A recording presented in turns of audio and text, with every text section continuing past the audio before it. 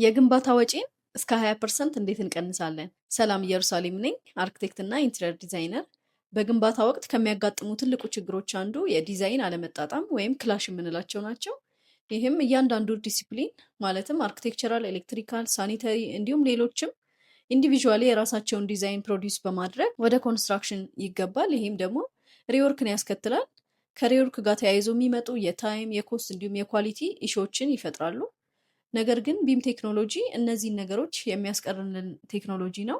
ይህንን ስንል ሁሉም ዲሲፕሊን በአንድ ሴንትራል ሞዴል ላይ ዲዛይንን ፕሮዲውስ በማድረግ ከሳይት ኮንስትራክሽን በፊት ኦፊስ ላይ እያንዳንዱን የሚፈጠሩ ክላሾች ወይም ግጭቶች ሪዞልቭ በማድረግ ወደ ሳይት ኮንስትራክሽን እንድንገባ የሚያደርገን ቴክኖሎጂ ነው። ምሳሌ በፓሪስ ውስጥ የሚገኝ የኤኦል የባቡር መስመር ፕሮጀክትን ስንመለከት ወደ 56 ኪሎ ሜትር ከቨር የሚያደርግ ትልቅ ፕሮጀክት ነው። ይህ ፕሮጀክት በዲዛይን ፌዝ ላይ የነበረ ከ3000 በላይ ሜጀር ክላሾች አይደንቲፋይ ተደርገው ነበር።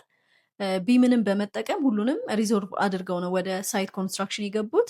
በዚህም ወደ 40% ሪወርክን ሪዲዩስ ማድረግ ችለዋል። በተጨማሪም 12% ማለትም ወደ $100 ሚሊዮን አካባቢ ኮስት ሪዲዩስ ማድረግ የቻለ ፕሮጀክት ነው።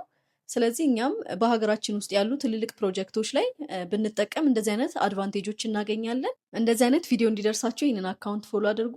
በተጨማሪም እንድሰራላችሁ የምትፈልጉት ኮንቴንት ካለ ኮሜንት ላይ ያሳውቁኝ። መልካም ቀን።